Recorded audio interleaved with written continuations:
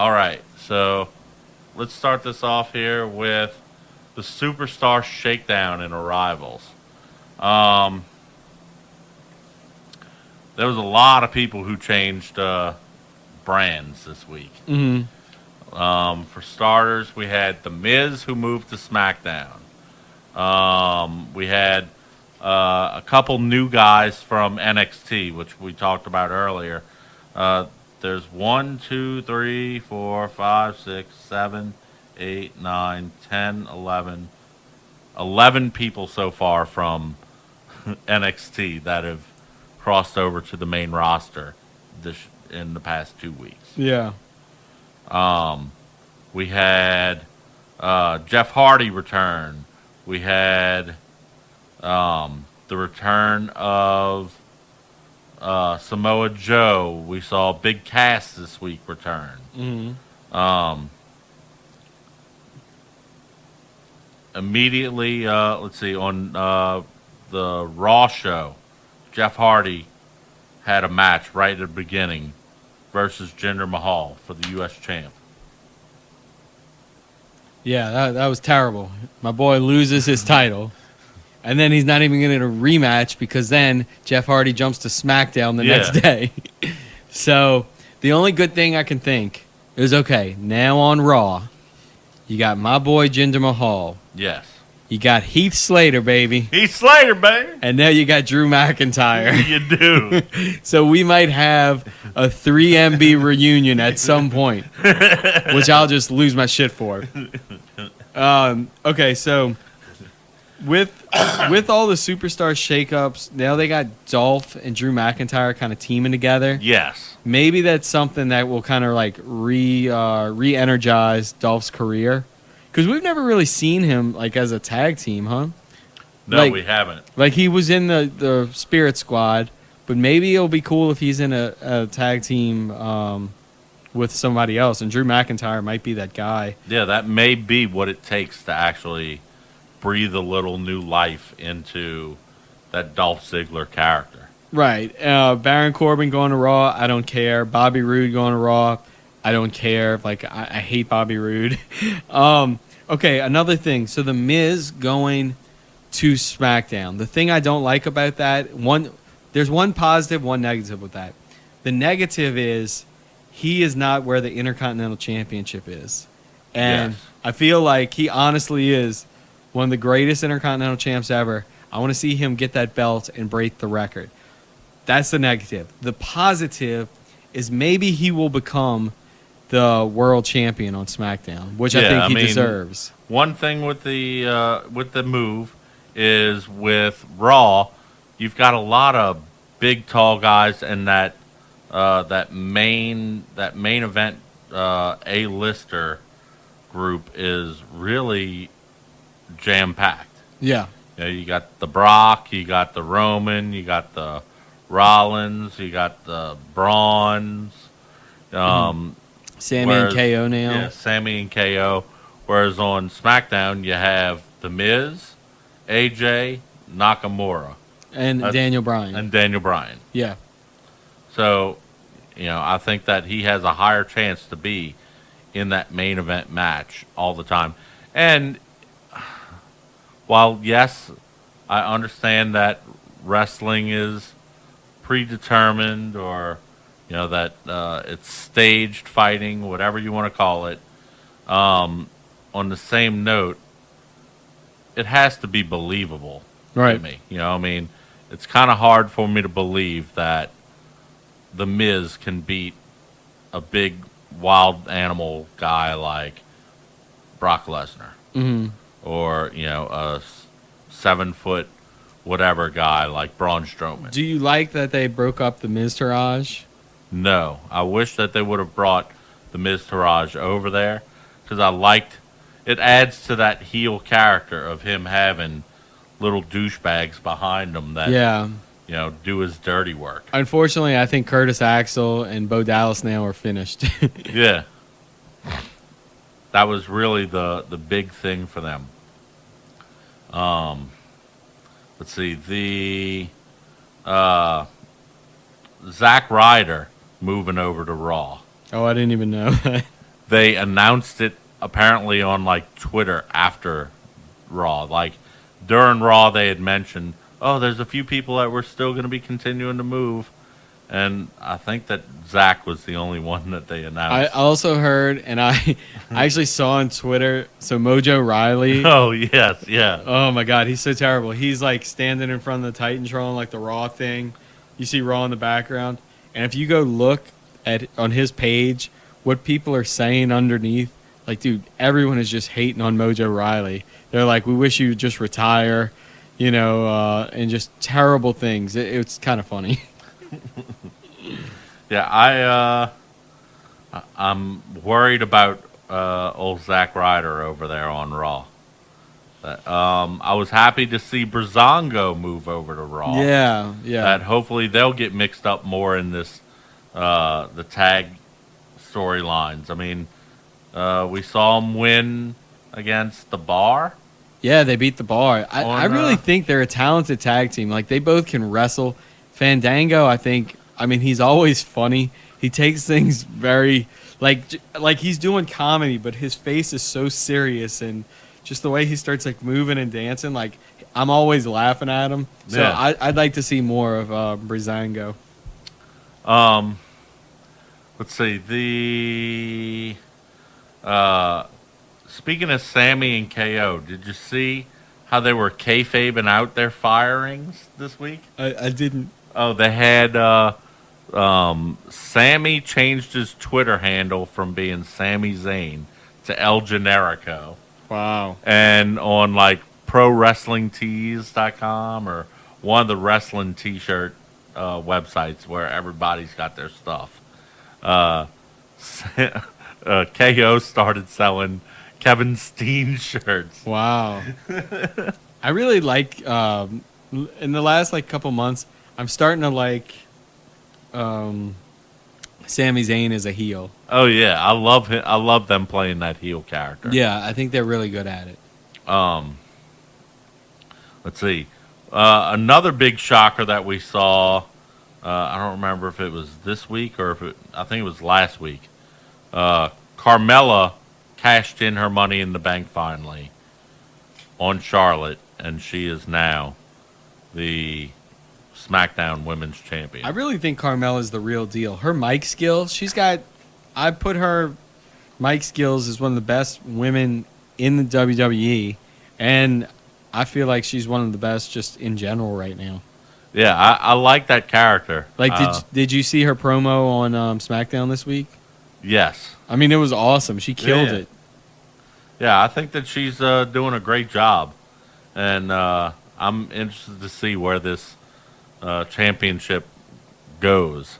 And in my opinion, Charlotte doesn't need the belt to be over per se. Oh, right. You're right. You know that Everybody already she knows can go and she's- get into a singles, just a singles feud with someone.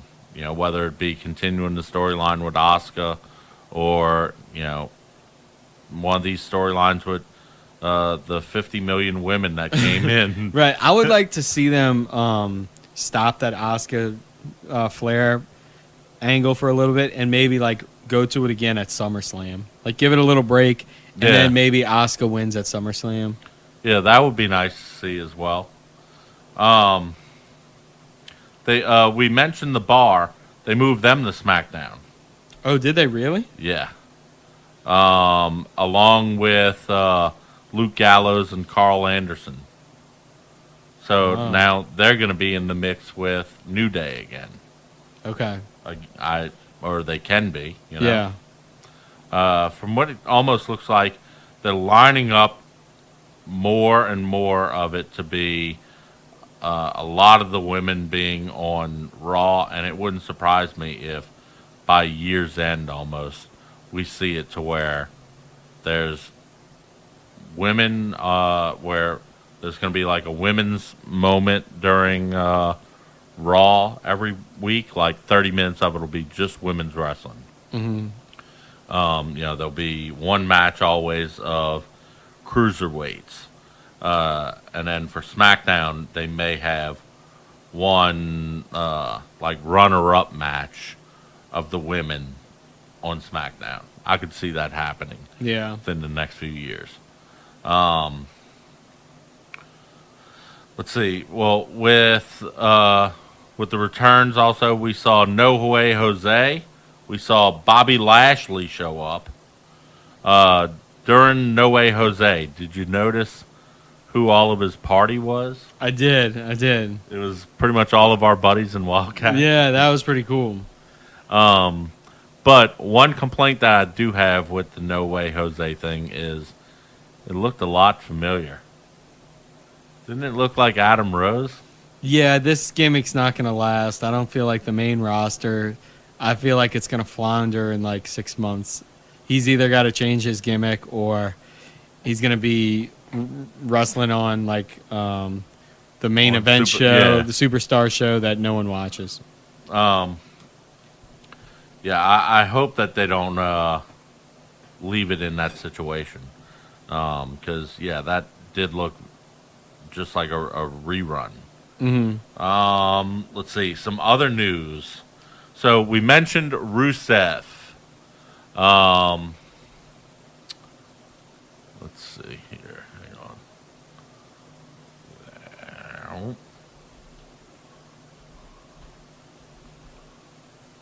Boom, boom, boom. Oh, happy Rusev Day, by the way. Yes, happy Rusev Day. So I'm hearing a ton of Rusev rumors about Rusev asking to be released. And one thing that's kind of teasing it is the whole Greatest Royal Rumble event that's coming up in 2 weeks. That at one point it was supposed to be Rusev versus Undertaker. And then they changed that. It was supposed to be Rusev and Undertaker in a coffin match. Then they changed it to be Jericho and Undertaker in a coffin match. And then they changed it back, apparently, this week to Rusev versus Undertaker in a coffin match. Yeah, that was really weird. I thought I was seeing something when I watched SmackDown today. Like, I was like, wait, they're doing this match again? Like, I don't get it. I don't know what's going on behind the scenes, but something is, something's happening. Yeah, I think that either, I heard that WWE didn't like the fact that when he met with, like, TMZ ran into him at the airport or at the mall or some shit, and they asked him about, what's the story with this Greatest Royal Rumble? And he said something like, I'm going to be fighting The Undertaker. I'm going to fight his old ass, and I'm going to put him in the coffin for good. Yeah, you see, I think he was just trying to be funny. Yeah, but WWE, he was basically trying to play it kayfabe, you know? And WWE doesn't want you to ever think The Undertaker is old, even though he is, So, I don't know if he got in hot water with that. I've heard, with the whole him getting added and then removed and added again, that was around the time when he asked for the release. And when he asked for the release, that they hurried up and fixed it and put him back into that match. Although, again, I don't want to see him in that match unless he is burying The Undertaker or, putting him in the coffin. I think it's going to be like a 3-4 minute match, and Undertaker's going to win. I think that Undertaker's going to win it, unfortunately. Right, and that's not going to do anything for Rusev. Yeah, Rusev Day is the most over thing that you have. So I wish they'd quit burying him. Speaking of the Greatest Royal Rumble, I see that I have one thing that's ahead of it, but we'll come back to it in just a second. The Greatest Royal Rumble, there's a 50-man Royal Rumble on this, and looking at the card, it almost looks like this has almost a better lineup than what WrestleMania did. Yeah, I mean, I wonder if it's going to be a 2-minute. You know how the entrance, it's usually 2 minutes and then another entrance comes in, another. Like for 50 minutes, 50 guys, like that's an hour. Yeah. Well, actually, that's probably closer to 2 hours. Right, just for the Royal Rumble. So I don't know. Like, I hope this isn't a yearly thing, like with the Greatest Royal Rumble, because then it's gonna look worse than the regular. I mean, it's going to make the 30-man battle royal look. Shitty. Yeah. Either it's going to make it look shitty because you don't have as many men in it, or it's really going to elevate it because it's like, oh, the 50-man one's just a jumbled mess. Right. But yeah, the card, let's see. We got Brock Lesnar, Roman Reigns, steel cage match. I think this is when Reigns wins the title. Yeah. Cena versus Triple H. I mean, they'll put on a good show. I just feel like it's 2004. Like, why are they wrestling? Undertaker, Rusev.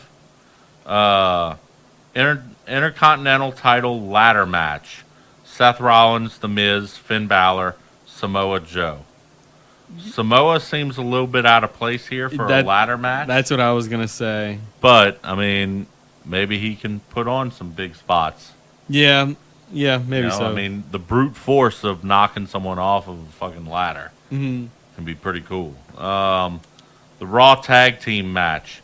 The Bar versus Bray and Matt Hardy. I'm looking for Bray and Matt Hardy to win the titles. I think that'd be cool. Yeah. Cruiserweight title match to be determined. A WWE title match to be determined. So we at least can assume. I think with that they actually announced today, it's going to be Nakamura versus AJ. Okay, well, hopefully this is the time where they actually make it right, you know? Yeah, definitely. The SmackDown Tag Team title match, Bludgeon Brothers versus Usos. And then the U.S. title match of Jeff Hardy versus Jinder Mahal. Yeah. But, I mean, this is a pretty solid card for what seems to be like a last-minute pay-per-view. Yeah, I mean, the card looks good. I am kind of excited about it. I'm just hoping it's not like an 8-hour event like WrestleMania, you know? Like, and also, what time is it coming on? I don't know any of the details of Okay, because, like, I wonder if we're going to have to... I mean, I'm sure it's going to be live. I'm just wondering the time for it. But, yeah, I'm kind of excited for it. And, I don't know. I'm looking forward to seeing some of these matches. Yeah, I'm going to watch it. I probably won't watch it live, but I'll catch up on it. Right. So other big news this week, Cena and Nikki Bella broke up. If these two crazy kids can't make it, who can? Who can? Yeah, I'm hearing reports, too, that it was Nikki Bella was the one that ended it. And I heard that Cena's a mess. Did you read that? Yes, I've been reading a lot about it, saying that she didn't, or that John Cena basically wasn't willing to bend on not wanting kids, and things that, as a woman, I can imagine that's the things that she would want. Right. To where she was basically going to live the life of a wrestler's wife. And I don't think that she was willing to commit to that once she started to really soak it in. Mm-hmm. Let's see. We did skip over it, but let's bring it back real quick. Paige retired from the ring officially. And they put her as the new general manager of SmackDown. I think it was a good move because when she was leaving on Raw, like, I kind of had this feeling like, man, it's a shame she's gone. Like, I feel like she has so much more to offer, but she does have a good personality, and she can be used better than the manager of Absolution because she really wasn't doing anything. She would just walk out with them, and they would do their thing, and then she would walk back. So this is a chance to, like, show her personality. So for right now, I think it's the right move. Yeah, I like this move. And I almost feel like she could be like an ambassador role too. Like once the general manager thing, if it goes stale after a couple years, she can almost be like how the Big Show like meets people at certain events. I feel like she has the personality for that. Oh, absolutely. Yeah, I think that's a good move for WWE to put her in that role. Mm-hmm. That she's a good ambassador for the company. Yeah. While she had a couple rough moments in the past year with the sex tape stuff and all that. Right. I think she's sewed her Royal Oats. Yeah. And she realizes what she has to gain by keeping in the good graces with WWE at this point. Mm-hmm. That she can't just leave and be like, okay, I'll go wrestle in the UK. No, you can't really wrestle because if you even look at the wrestle ring practically, you may never walk again. Right. Yeah, I'm sad to see her not wrestling because I thought that she was pretty good in the ring. Yeah, she definitely was. But I think that this is a good alternative to that.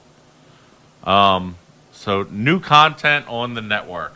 We briefly talked about it earlier with the Something Else to Wrestle. But apparently they've also announced that they're doing more Edge and Christian Super Show of Awesomeness. They're doing more Table for Three, more Camp WWE, more Story Time. They're doing an Elias Unplugged. That's going to be awesome.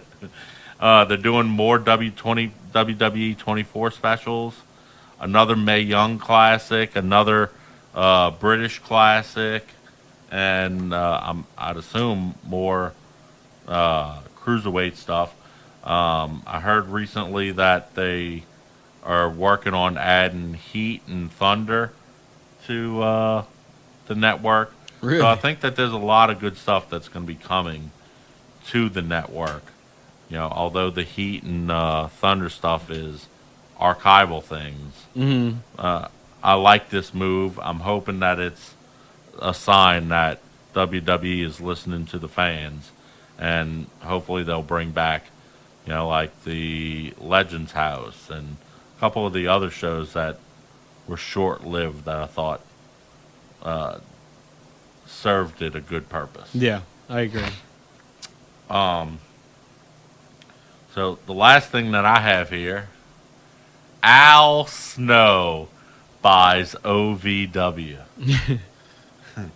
Ohio Valley Wrestling is now owned by Al Snow. That's pretty crazy. I didn't even know Ohio Valley Wrestling was like around still. Yeah, I mean it's just like a Wildcat or reality wrestling or Yeah, I mean I think any kind of competition makes everybody better.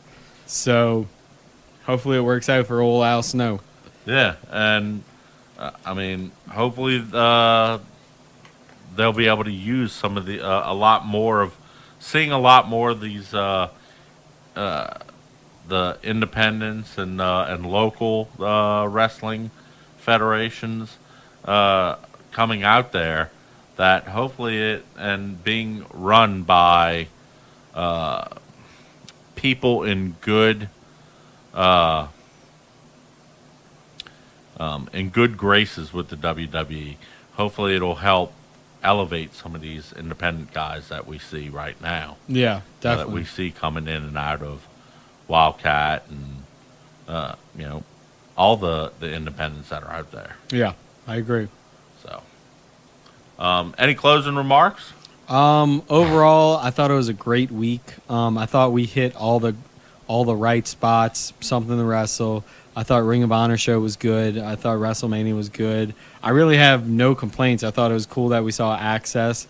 So this compared to WrestleMania 30, I felt was leaps and bounds better on a personal level.